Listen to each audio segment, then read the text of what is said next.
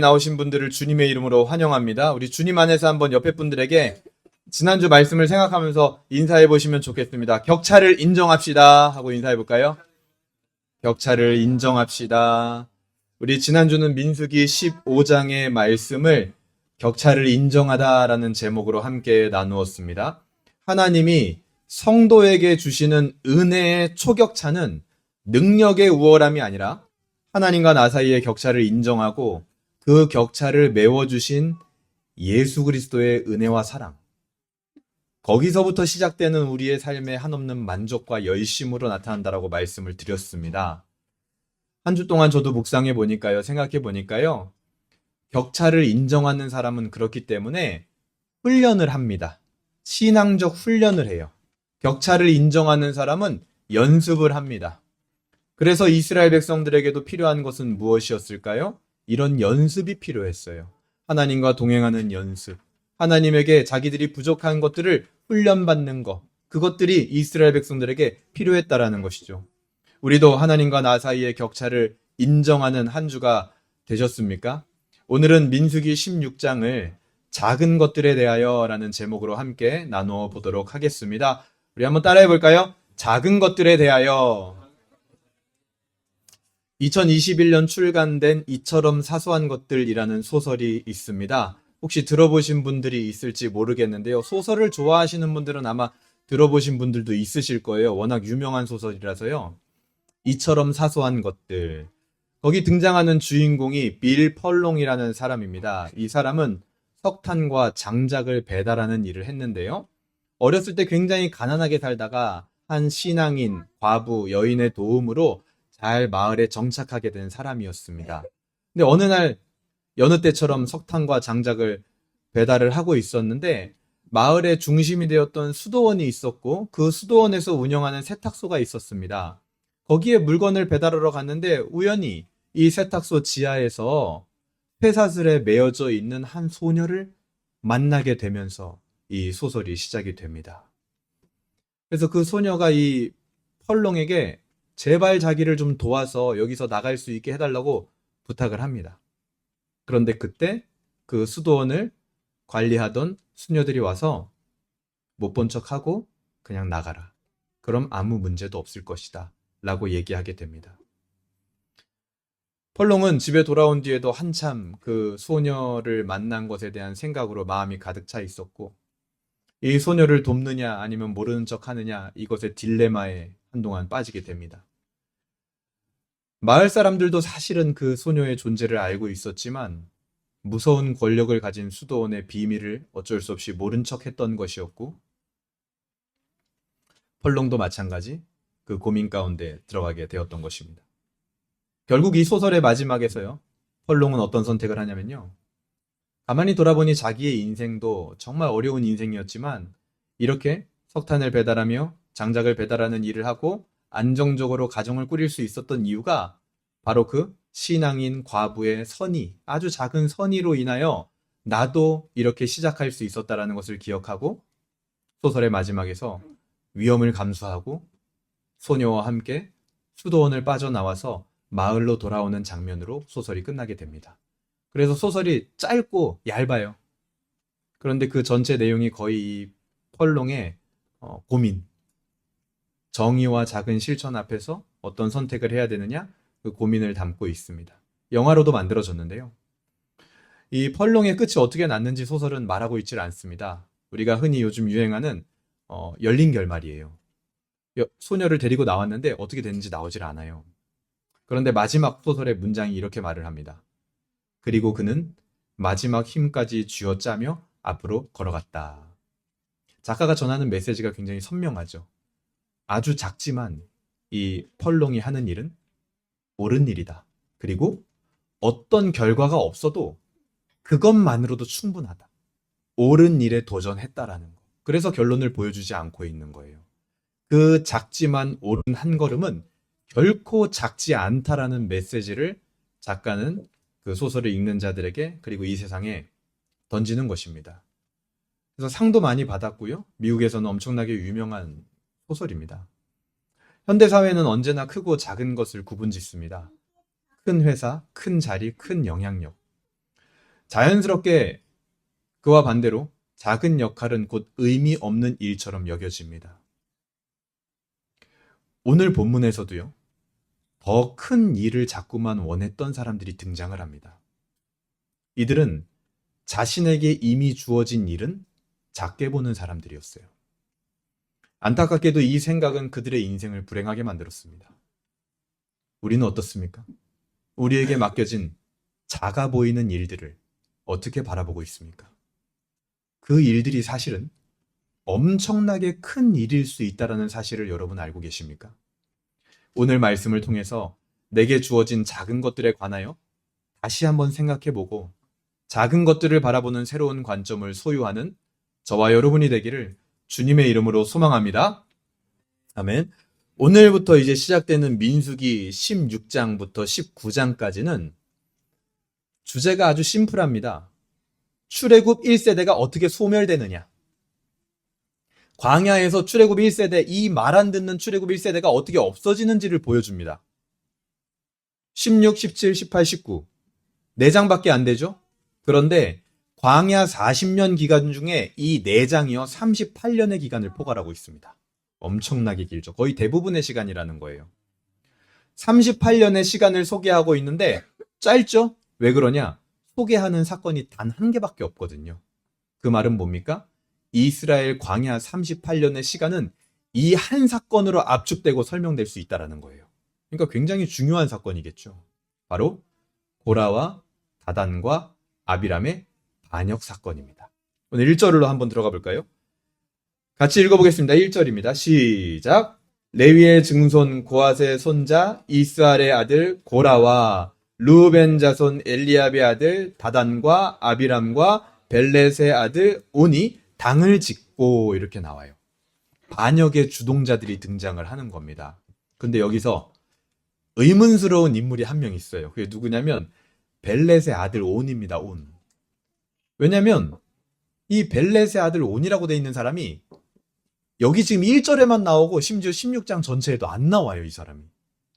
반역의 주동자로 소개되어 있는데 고라, 다단, 아비람은 계속 이름이 반복되어서 나오거든요. 온은 안 나와요. 여기 1절만 나오고. 그리고 성경 이 뒤에도 영영 안 나옵니다. 왜 그럴까요? 많은 성경학자들이 사본을 필사하는 과정에서 이 온이 오류로 기록된 거다 이렇게 얘기합니다. 그래서 실제로 제가 원어를 확인을 해봤어요. 그랬더니 엘리압의 아들 이 히브리어 단어랑 온이라고 하는 단어가 끝글자가 비슷해요. 그래서 이렇게 히브리어를 그리다 보면 충분히 헷갈릴 수 있겠더라고요. 어쨌든 확실한 증거는 없습니다. 그런데 중요한 건 우리도 그냥 이거를 맥락으로 봤을 때 온이요, 오늘 사건의 중요한 인물이 아닌 건 확실해요.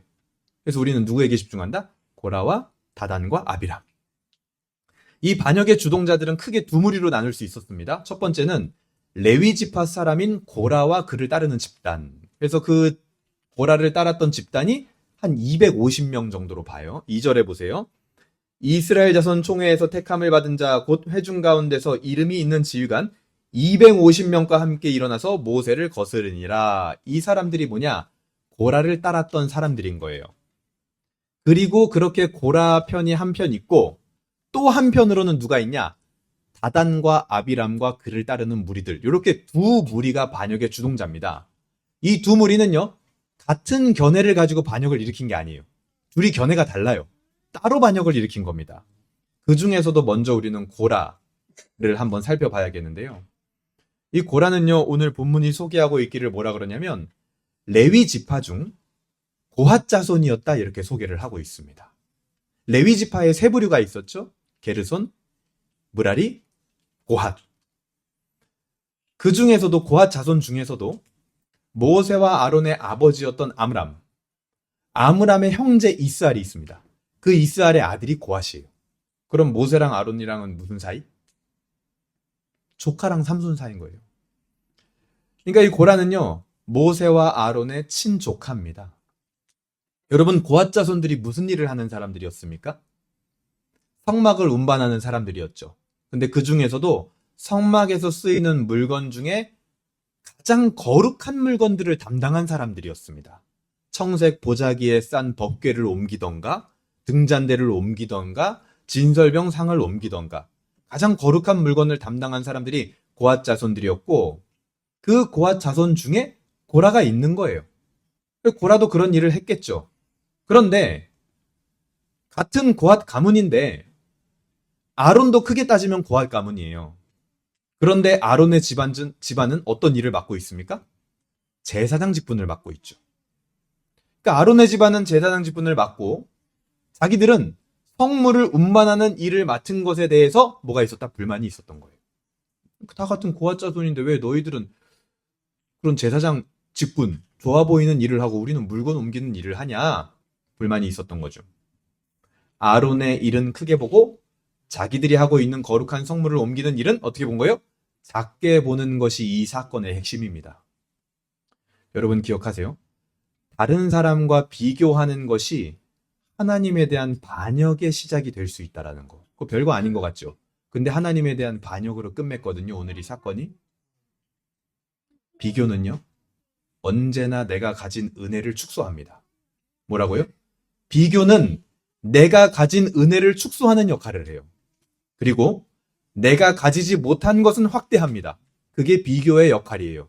은혜는 축소하고 가지지 못한 것은 확대하고. 그렇기 때문에 이 비교라는 것은 단순한 감정이 아니라 뭡니까? 심각한 신앙적 오류입니다. 컴퓨터가 오류가 나듯이 우리 신앙에 오류가 나면 나오는 현상이 뭐냐? 비교예요. 그래서 내게 이미 있는 은혜는 축소하고 남이 가진 것은 더 커 보이게 만들어버리는 거죠. 3절 보세요. 그들이 모여서, 반역자들이 모여서 모세와 아론을 거슬러 그들에게 이르되 너희가 분수에 지나도다. 회중이 다 각각 거룩하고 여호와께서도 그들 중에 계시거늘 너희가 어찌하여 여호와의 총회 위에 스스로 높이느냐? 분수에 지난다라고 모세와 아론에게 지금 반역자들이 얘기하고 있는 거예요. 근데 이 말은 사실 자신들에게 적용되어야 할 말이었습니다. 지금 이러고 있죠? 회중들도 다 거룩한데 왜 너희만 거룩한 것처럼 총회 위에 너희를 높이고 있느냐? 이거를 가지고 시비를 걸고 있단 말이에요. 근데 여러분 생각해보세요. 왜 이런 생각을 하게 됐을까? 회중들도 다 거룩하다. 하나님이 우리와도 함께하고 있다. 하나님이 우리 중에도 계신다. 근데 왜 너희만 높이냐? 왜 이런 생각을 하게 됐을까요? 앞에 장, 민수기 15장이 마지막에 어떻게 끝났는지 여러분 기억하시나요? 옷자락 끝에 술을 달으라고 했죠. 그래서 옷자락 끝에 술을 달고 그것을 보는 자마다 거룩하게 하라라고 하나님이 명령하셨습니다. 그렇죠? 그렇게 해서 모든 사람들이 옷자락 끝에 술을 달았을 거 아닙니까? 그렇죠? 그러고 나니까 그걸 어떻게 적용하고 있는 거예요? 모세, 아론, 너네만 거룩하냐? 이거 봐, 우리도 술 달았어. 우리도 거룩해. 그러니까 너네만 뭐 거룩한 것처럼 그렇게 하지 마. 이런 식으로 적용을 하고 있는 거예요, 지금. 와, 대단하다. 그렇죠? 4절 보세요. 그 말을 듣고 모세가 어떻게 합니까? 모세가 듣고 엎드렸다가. 여러분, 민수기에서 엎드린다라는 말은요, 하나님의 임재를 준비하는 겁니다. 오늘 본문이 펼쳐지는 내내 모세는요, 이 반역자들과 반대로 행동해요. 고라는 하나님이 자신에게 맡긴 일을 작게 보았고, 모세는 하나님을 크게 보는 사람이었어요. 5절 보세요. 고라와 그의 모든 무리에게 말하여 이르되 아침에 여호와께서 자기에게 속한 자가 누구인지 거룩한 자가 누구인지 보이시고 그 사람을 자기에게 가까이 나오게 하시되 곧 그가 택한 자를 자기에게 가까이 나오게 하시리니. 고라의 질문에 대한 답변이죠. 너희만 거룩하냐? 이렇게 질문했잖아요. 그러니까 모세가 하나님이 누가 거룩한지 보이실 거다 이렇게 답변하는 겁니다. 하나님이 택한 제사장이 누구인지 하나님이 직접 밝히실 거다. 6절. 이렇게 하라. 너 고라와 내 모든 무리는 향로를 가져다가. 이게 방법입니다. 향로는요, 성막 안에 지성소 앞에서 쓰는 향로도 있었어요. 그런데 여기 보니까 각 장막별로, 집안별로, 개인별로 가지고 있었던 향로도 있었던 거예요. 그거를 다 가지고 모이래요. 그래서 이 향로를 통해서 제사장 직분을 누구에게 맡겼는지 하나님이 확실하게 보여주시겠다라는 겁니다. 그리고 7절. 내일 여호와 앞에서 그 향로에 불을 담고 그 위에 향을 두라. 그때 여호와께서 택하신 자는 거룩하게 되리라. 이 뒷부분 같이 읽겠습니다. 레위 자손들로부터 시작. 레위 자손들아 너희가 너무 분수에 지나치느니라. 이게 뭡니까? 지금 벌어지고 있는 이 모든 일에 대한 평가예요. 너희 지금 분수가 지나치다. 너무 과하다. 이게 누가 했던 말이에요? 방금 고라가 했던 말이죠. 고라가 모세와 아론에게 너희가 너무 분수가 지나치다 이렇게 얘기했단 말이에요. 그 말을 지금 자신이 그대로 돌려받고 있는 거예요. 사실 분수에 지나친 것은 고라와 그 일당이었습니다. 9절 보세요. 이스라엘의 하나님이 이스라엘 회중에서 너희를 구별하여 자기에게 가까이 하게 하사 여호와의 성막에서 봉사하게 하시며 회중 앞에서 서서 그들을 대신하여 섬기게 하심이 너희에게 작은 일이겠느냐? 이게 지금 고핫 자손들 레위인들이 했던 일입니다. 성막에서 봉사하는 일. 이들은 이런 특별한 지위를 이미 누리고 있었습니다. 그런데 그 일을 어떻게 보고 있었다? 작은 일이겠느냐 이렇게 얘기하죠. 작게 보고 있었다라는 거예요. 이 레위 자손들, 고핫 자손들, 고라가 맡았던 일은 모세와 아론이 인간적인 권위를 가지고 남는 자들에게 떠맡긴 허드렛 일이 아닙니다. 절대로. 이것은 하나님이 친히 정하신 이스라엘 전체 장자를 대신해서 맡기신 큰일이란 말이에요. 레위 자손의 일은. 하지만 이것을 작게 보는 것이 이 모든 사건의 원인이었고 이들의 불행의 시작이었다. 이들은 사실 알고 보니까 10절 보세요. 하나님이 너와 내 모든 형제 레위 자손으로 너와 함께 가까이 오게 하셨거늘 너희가 오히려 제사장의 직분을 구하느냐. 이들은 사실 제사장의 직분을 원하고 있었던 거예요. 결국 이 모든 일은 11절에서 말하는 대로 뭐라고 합니까? 이를 위하여 너와 너의 무리가 다 모여서 여호와를 거스르는도다. 여호와를 거스르는 행위가 되어버린 것입니다. 여러분, 고라가 했던 비교는요, 단순히 실수가 아니라 하나님이 내게 이미 주신 것들을 작게 보는 하나님을 거스르는 행위였다라는 거예요. 여러분, 우리도 한번 생각해 보죠. 혹시 우리도 내가 맡겨진 일, 나에게 맡겨진 일을 이거는 그냥 내가 능력이 부족해서 이거는 그냥 내가 입지가 지금 부족하니까 어쩔 수 없이 맡게 된 그런 사소하고 작은 일로 여기는 마음은 혹시 없습니까? 그 생각은요, 우리를 굉장히 위태로운 길로 인도해 갑니다. 문제는 작은 일이 아니라 그것을 작게 보는 시선인 거예요. 하나님을 크게 보면 어떤 일도 작지 않습니다. 하지만 하나님을 작게 보면 하나님이 맡긴 어떤 일도요, 우리 안에 만족이 되지 않을 거예요. 작아 보일 겁니다. 그리고 12절. 모세가 엘리압의 아들 다단과 아비람을 부르러 사람을 보냈더니 그들이 이르되 우리는 올라가지 않겠노라. 이번에는 두 번째 무리, 다단과 아비람 두 번째 반역의 무리를 부릅니다. 근데 이들이 지금 오지 않겠다는 거예요. 13절 보세요. 뭐라 그러냐면 내가 우리를 젖과 꿀이 흐르는 땅에서 이끌어내어서 광야에서 죽이려 함이 어찌 작은 일이기에 오히려 스스로 우리 위에 왕이 되려 하느냐 이렇게 얘기합니다. 지금 이 다단과 아비람은요, 제사장 직분에 대한 불만이 아니에요. 무슨 불만입니까? 모세의 권위에 대한 불만입니다. 고라는 아론에게 불만이 있었던 거고 다단과 아비람은요, 모세에게 불만이 있었던 거예요. 그래도 우리가 르우벤 지파 출신, 장자 지파 출신인데 이 정도 지금 위치에 머물러서 되겠어? 왜 네가 왕처럼 굴어? 더 충격적인 것은 이들의 말을 잘 보십시오. 애굽을 뭐라고 하고 있습니까? 젖과 흐르는 땅이라고 얘기하고 있죠. 지금 이 표현은 이전에 이스라엘 백성들이 우리 여기 지금 가나안 땅 못 가겠다. 여기 광야에서 너무 힘들다. 애굽으로 그냥 돌아가겠습니다. 라고 해달라는 그 이스라엘의 불평보다 더 심한 하나님에 대한 모독이에요, 지금. 왜요? 하나님은 지금까지 계속 가나안을 젖과 꿀이 흐르는 땅이라고 말씀을 하셨습니다. 그리고 그건요, 12정탐꾼 모두가 인정한 부분이에요. 거기가 젖과 꿀이 흐르는 땅은 맞다. 다 인정했습니다. 그런데 지금 이 다단과 아비람의 무리들이 뭐 하고 있어요? 애굽에다가 그 명칭을 붙이고 있는 거예요, 지금. 적과 꿀이 흐르는 땅에서 왜 우리를 빼내와서 광야에서 죽게 만드냐? 그게 작은 일이냐? 그러고 있는 거예요, 지금. 그러니까 사람이 죽고 싶으면 무슨 일을 못하겠습니까? 하나님이 적과 꿀이 흐르는 땅이라고 했던 그 명칭을 뺏어다가 자기들이 생각하는 애굽 땅의 적과 꿀이 흐르는 땅이라고 얘기를 해버리는 거예요. 하나님이 이것이 은혜다라고 얘기한 것을 가져다가 아니요, 이게 은혜입니다. 이렇게 얘기하고 있는 거예요. 여러분, 사람이 죽으려면 무슨 짓을 못하겠습니까? 이들도 결국 고라와 다를 바가 없습니다. 가나안을 작게 보고 애굽을 크게 보고 있는 거예요.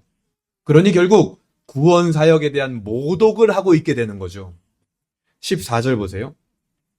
이뿐만 아니라 너가 우리를 적과 꿀이 흐르는 땅으로 인도하여 들이지도 아니하고 밭도 포도원도 우리에게 기업으로 주지 아니하니 내가 이 사람들의 눈을 빼려느냐?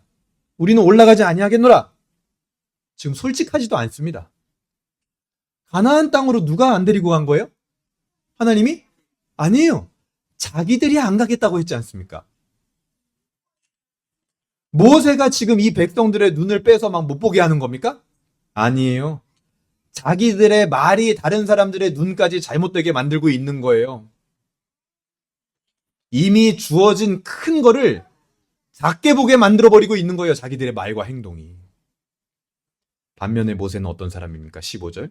모세가 심히 노하여 여호와께 여짜오되 주는 그들의 허물을 돌아보지 마옵소서. 나는 그들의 나귀 한 마리도 빼앗지 아니하였고 그들 중에 한 사람도 해하지 아니하였나이다 하고. 모세는요, 작은 거 하나도 결코 가볍게 모든 사람이 아니었던 겁니다. 딱 대비가 되는 거죠. 그리고 결국 이 반역자들을 한 자리에 모읍니다. 19절입니다. 고라가 온 회중을 회막문에 모아놓고 그 두 사람을 대적하려 하매 여호와의 영광이 온 회중에게 나타나시니라. 아, 모였구만. 잘 모였네. 하나님의 판결은 뭡니까? 21절. 너희는 이 회중에게서 떠나라. 모세, 아론, 너네 잠깐 떨어져라. 내가 순식간에 그들을 멸하려 하노라. 이런 분수에 지나는 반역에 대한 하나님의 판결이 뭐냐? 심판입니다. 심판. 다 끝장내겠다. 그때 모세와 아론이 좋아하는 게 아니라 기도합니다. 22절 보세요. 그 두 사람이 엎드려 이르되 하나님이여 모든 육체의 생명의 하나님이여 한 사람이 범죄하였거늘 온 회중에게 진노하시나이까. 이 둘은요, 큰 일을 크게 여길 줄 아는 사람들이었어요. 지금 벌어진 이 사건과 하나님이 심판하시겠다고 하는 그 말씀을요, 절대 작게 보지 않습니다. 그러니 뭐 할 수 있어요? 즉각 기도할 수 있는 거죠.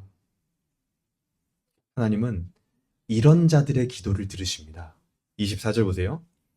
회중에게 명령하여 이르기를 너희는 고라와 다단과 아비람의 장막 사방에서 떠나라 하라. 그래서 모세와 아론이 기도한 게 저 한 사람이 잘못한 거, 그 고라가 잘못한 것 때문에 모든 회중이 벌을 받아야겠습니까? 하나님, 은혜를 내려주시옵소서. 그랬더니 하나님이 그래 좋아. 잘못한 것들 주변에 나머지 모든 회중들 다 떠나게 해라. 기도를 들어주시는 거죠. 하나님이 이때요, 고라, 다단, 아비람을요 한 번에 칭하십니다. 이들의 불만사항은 각각 달랐어요. 움직이는 동선도 달랐습니다. 그런데 하나님의 입장에서 이들은 동료인 거예요. 자기에게 이미 주어진 것들을 작게 보았던 자들, 내게 주어진 것이 얼마나 큰 것인지도 모르고 말하고 행동했던 자들, 같은 사람들인 거예요. 여러분, 신앙 안에서요 가장 위험한 사람이 누굽니까? 누굴까요?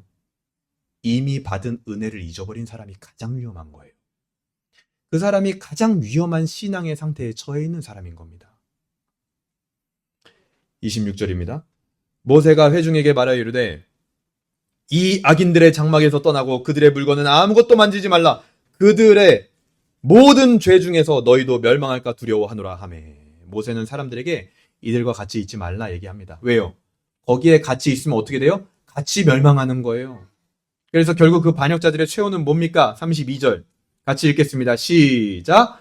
땅이 그 입을 열어 그들과 그들의 집과 고라에게 속한 모든 사람과 그들의 재물을 삼킴에 33절 그들과 그의 모든 재물이 산채로 수월에 빠지며 땅이 그 위에 덮이니 그들이 회중 가운데서 망하니라. 여러분 기억하세요? 정탐꾼 사건에서 믿음이 없었던 10명의 정탐꾼이 그 가나안 땅을 뭐라고 평가했습니까? 이 땅은 약속의 땅이 아니라 거주민을 삼키는 땅입니다. 이렇게 평가했죠. 그런데 오늘 이 장면 보세요. 진짜로 땅이 그들을 삼켰네요. 그렇죠? 그 일이 진짜 벌어졌네요. 그러니까 이스라엘 백성들을 삼키는 땅은요. 가나안도 아니고 광야도 아닌 거예요. 바로 하나님을 반역하는 그 자리. 자신들에게 얼마나 귀한 것이 주어졌는지 모르고 그것을 작게 여기는 그 자리가 그들을 삼키는 겁니다. 우리도 이미 주어진 것을 잊어버리고 자꾸 비교하고 거기서 시작되는 욕망에 이끌려서 살면 여러분 그것이 우리의 인생을 삼키게 될 겁니다. 27절 보세요. 충격적인 겁니다. 무리가 고라와 다단과 아비람의 장막 사방을 떠나고 다단과 아비람은 그들의 처자와 유아들과 함께 나와 자기 장막 문에 선지라 이렇게 나오죠. 이때 땅이 삼킨 대상이요. 고라와 다단과 아비람 그 일당뿐만이 아니라 그에 속한 아이들까지 다 삼켜졌대요. 무섭죠. 우리 아이들까지 땅이 삼켜버렸대요. 이것이 우리에게 시사하는 바가 많습니다. 하나님이요 뭐라고 약속해 주셨냐면요. 적어도 지금 이스라엘의 아이들 출애굽 2세대는 가나안 땅 들어가게 해줄 거다 이렇게 약속해 주셨거든요. 그런데 지금 고라에 속한 이 아이들은 윗세대의 잘못으로 인하여 약속의 땅을 보지도 못하고 광야 1세대 취급을 당하며 광야에서 죽게 된 겁니다. 여러분 비교하고 자기에게 이미 주어진 것을 작게 보고 그것의 파급력은 나를 죽이는 것뿐만이 아니라 다음 세대도 벼랑으로 몰아가는 파괴적인 일이에요. 아이들을 절대 비교하지 마세요. 다른 존재와. 그리고 칭찬을 할 때도 비교해서 칭찬하면 안 됩니다. 굉장히 파괴적인 일이에요. 그렇게 심판을 당하게 됩니다. 그리고 나서 이제 심판에 그 사용되었던 향로를 처리하게 되는데 하나님이 그 향로를 일컬어서 뭐라 그러시냐면 이것들이 다 거룩한 거다 이렇게 얘기하세요. 37절 보세요. 너는 제사장 아론의 아들 엘르아살에게 명령하여 붙는 불 가운데서 향로를 가져다가 그 불을 닫은 곳에 쏟으라. 그 향로는 거룩함이니라. 250명이 향로를 가지고 왔으니까 엄청나게 많았을 거 아닙니까? 근데 그 모든 향로가 다 거룩하다라고 말씀하시는 거예요. 왜요? 심판과 시험을 위해서 쓰였지만 하나님께 바쳐진 거기 때문에 거룩하다라는 거예요. 그렇습니다. 하나님께 바쳐지는 모든 것들도 다 이와 같이 거룩한 거예요. 결코 하나님이 우리에게 맡긴 일 중에 작은 일은 없는 겁니다. 하나님은 자신에게 바쳐지는 모든 일을 거룩한 것으로 그리고 큰 것으로 여기고 귀하게 받으시는 분이라는 거예요. 그리고 앞으로는 다시는 이런 일이 벌어지지 않도록 해라 라는 게 38절에 나오죠. 사람들은 범죄하여 그들의 생명을 어떻게 했다? 스스로 해하였거니와. 하나님이 이미 주신 것을 작게 보고 비교하고 스스로 인생 망치는 길로 가는 겁니다. 스스로 해하였거니와 그들이 향로를 여호와 앞에 드렸으므로 그 향로가 거룩하게 되었나니 그 향로를 쳐서 제단 싸는 철판을 만들어라. 이스라엘 자손에게 표가 되리라 하신지라. 40절도 볼게요. 이스라엘 자손의 기념물이 되게 하였으니 이는 아론 자손이 아닌 다른 사람들은 여호와 앞에 분향하러 가까이 오지 못하게 함이며 또 고라와 그의 무리와 같이 되지 않게 하기 위함이라 하면서 그 향로들, 노수로 만든 향로들을 다 쳐가지고요. 그 번제단을 다 감싸서 붙여놓으래요. 왜요? 다시는 이런 일이 벌어지지 않도록. 그러나 충격적이게도 이 사건의 불씨는 아직 다 꺼지지 않았습니다. 요 바로 밑에 이 엄청난 일이 있었는데 지금 반역하는 자들이 땅에 다 삼켜가지고 죽는 일이 벌어졌단 말이에요. 유아까지. 그런데 그 뒤에 어떤 일이 벌어졌는지 아세요? 41절 보세요. 오랜 기간도 아니에요. 이튿날 이렇게 나오죠. 이튿날. 이스라엘 자손의 온 회중이 모세와 아론을 원망하여 이르되 너희가 여호와의 백성을 죽였도다. 회중이 모여 모세와 아론을 칠 때 회막을 바라본즉 구름이 회막을 덮었고 여호와의 영광이 나타났더라. 바로 이튿날 또 나와서 반역하고 있는 거예요. 이 사람들이 이거 왜 이럴까요? 아니, 어떻게 이럴 수 있을까요?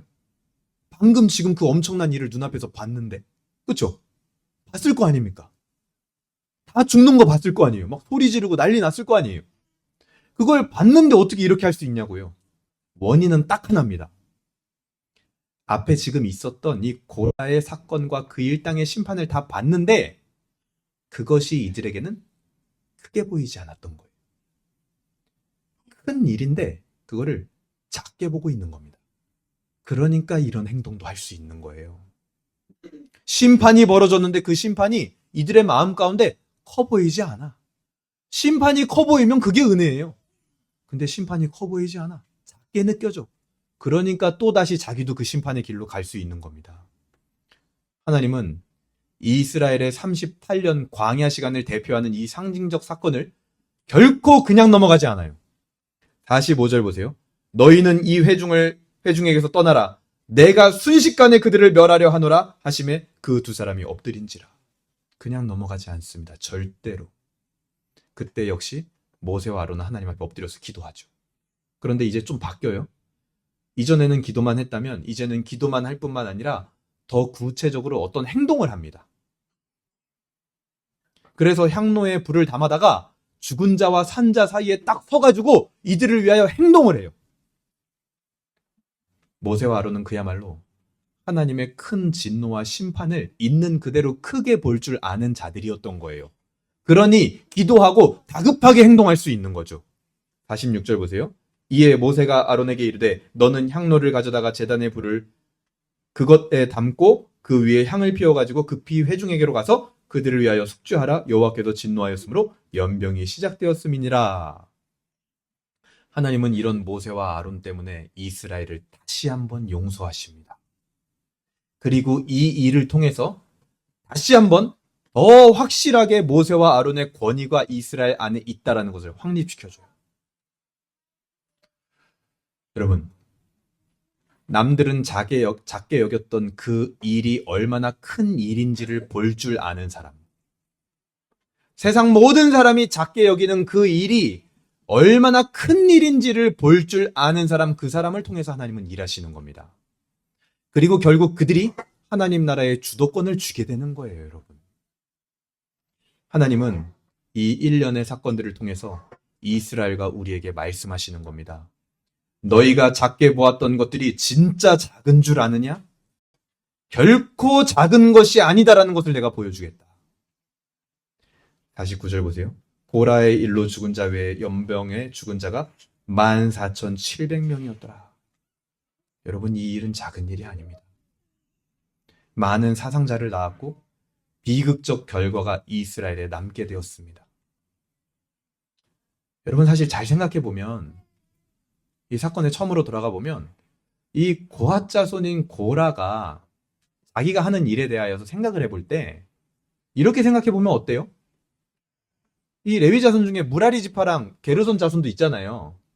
근데 걔네들이 하는 일은 자기들이 하는 것보다 더 사실은 거룩하지 않은 일이었잖아요. 막 기둥 뽑고 기둥 옮기고 천막 옮기는 일이었잖아요. 그래도 자기들은 막 법궤라도 옮겼잖아요. 그쵸? 만약에 그렇게 비교를 했다면 그것만 좀 볼 수 있는 눈이 있었어도 이 사건은 안 일어났을 겁니다. 세상에서도 그렇죠? 나보다 못한 형편에 있는 사람들의 삶을 볼 줄 아는 눈만 있어도 불평이 대부분 사라진다니까요. 그래서 우리 아이들 밥 안 먹을 때 뭘 보여줘요? 저기 제 3국에 굶고 있는 아이들 영상을 보여주면서 얘네들은 지금 밥도 못 먹고 있다 이렇게 하잖아요. 그거를 볼 줄 아는 눈만 있어서도 일단 이 비극은 안 일어났을 거라는 거예요. 나는 이 정도면 정말 감사해야겠다 생각했겠죠, 고라도. 그것도 아주 나쁜 건 아닐 겁니다. 내 삶에 겸손하고 만족하는 마음을 주니까. 근데 하지만 그렇게 형성된 비교 우위로 말미암은 만족은요, 반드시 또 다른 비교에 의해서 무너집니다. 언젠가. 결국 비교라는 프레임 안에 있기 때문이에요. 여러분, 우리의 내면도 혹시 큰 것을 작게 보고 있지는 않습니까? 작은 역할과 작은 일들은 그냥 성의 없이 대충 하고, 이건 나에게 좀 맞지 않는 일이야. 나는 뭐 이런 일을 할 건 아닌데? 라고 여기는 마음은 없습니까? 하나님의 은혜를 가볍게 생각하는 마음들. 그냥 이 정도는 그냥 하면 되지. 무슨 기도를 하고 그렇게 뭘 또 해. 결국 이런 마음들은 하나님을 작게 보는 시선에서 시작되는 겁니다, 여러분. 왜 그런 말을 하고, 왜 그런 생각을 하고, 왜 그런 행동을 하느냐? 사실은 하나님을 작게 보는 시선이 나에게 있다라는 거예요. 하나님이 주신 것을 하찮게 여기는 것은 가장 흔하지만 가장 무서운 죄입니다. 조용히 시작되지만 영혼을 삼키고 공동체를 무너뜨려 버려요. 이것이 바로 고라의 죄고 우리의 죄입니다, 사실은. 우리의 죄예요. 여러분, 어쩌면 우리의 이 설교 시간은요, 이런 거예요. 매주 예수 그리스도 얘기하죠, 제가. 매주 복음 얘기합니다. 우리는요, 매주 예수 그리스도라는 그 복음 앞에 서면서 이 진정으로 큰 것을 내가 작게 여기고 있지는 않았는지, 우리의 마음의 깊은 곳이 하나님 앞에 다 드러나는 시간이에요, 여러분. 지금도 내가 이 말씀을 어떻게 대하고 있는지 여러분 드러나고 있는 겁니다, 하나님 앞에. 이 복음, 이 정말 큰 거를 내가 어떻게 대하고 있는지 여러분들의 영혼의 상태와 마음이요 하나님 앞에 지금 다 까발려지는 시간이에요. 떨리는 마음으로 큰 것을 작게 여기고 있진 않았는지 확인하는 시간이에요, 이 설교 시간이. 무서운 시간이에요, 어떻게 보면. 우린 어떻습니까? 정말 크게 봐야 할 것을 크게 보고 있었습니까? 아니면 큰 것을, 내게 이미 주어진 것을 작게 보며 살아가고 있진 않았습니까? 마태복음 25장 40절은 이렇게 말합니다. 임금이 그들에게 말하기를 내가 진정으로 너희에게 말한다. 너희가 여기 내 형제자매 가운데 지극히 보잘것없는 한 사람에게 한 것이 곧 내게 한 것이다. 누가복음 19장 17절은 이렇게 말합니다. 주인이 그에게 말하였다. 착한 종아, 잘했다. 네가 아주 작은 일에 신실하였으니 너에게 10골 단수리는 권세를 주겠다. 성경에서 나타난 하나님의 나라는요, 그들에게 주어진 큰 것을 작게 여기지 않고 그 작은 것을 크게 보고 신실하게 감당했던 자들의 잔치가 벌어지는 곳이 어디냐? 하나님 나라예요, 여러분. 마태복음 2장 6절은 이렇게 말하죠.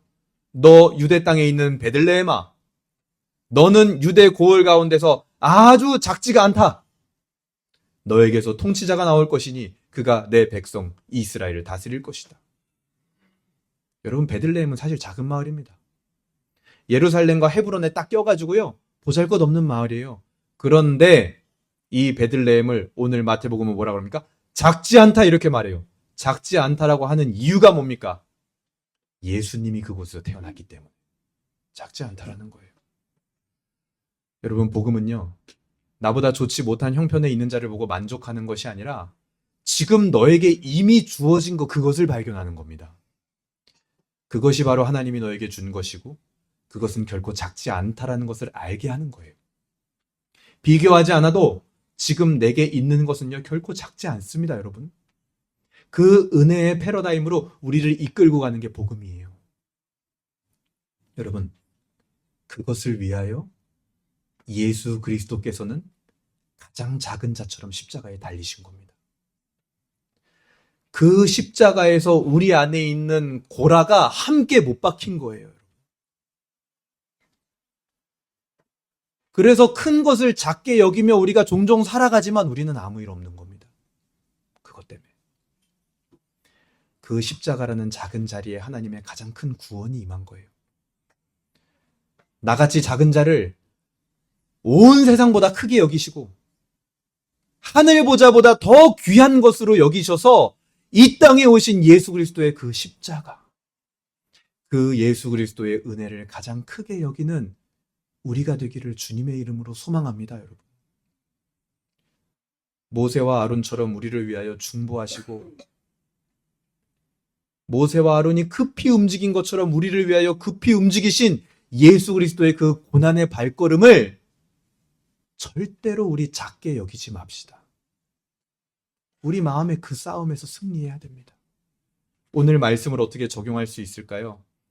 그러니까 여러분, 그렇게 예수님께서 사신 내 인생 있죠?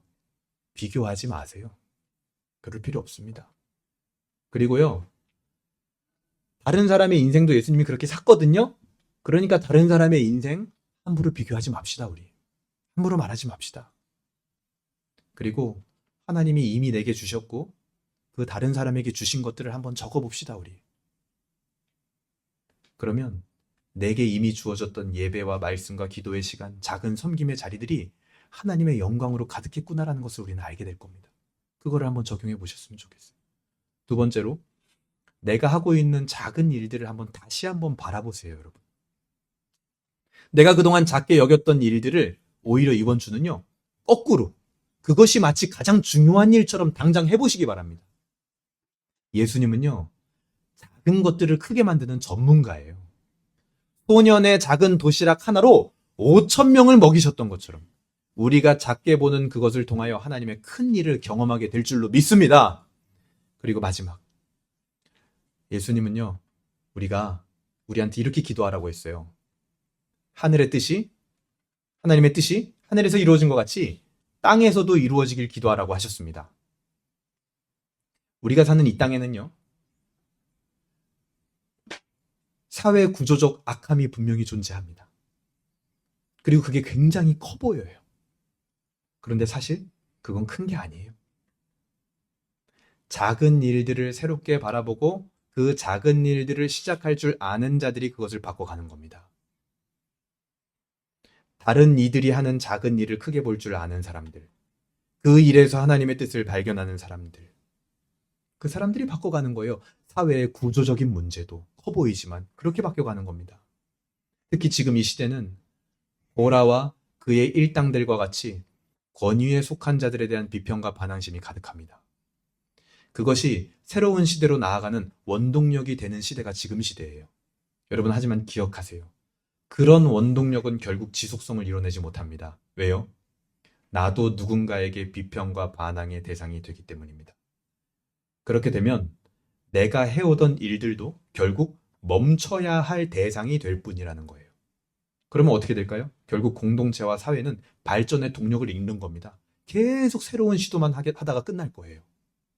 우리는 권위에 속했던 자들이 했던 작은 시도들을 크게 볼 수 있는 눈이 있기를 바랍니다.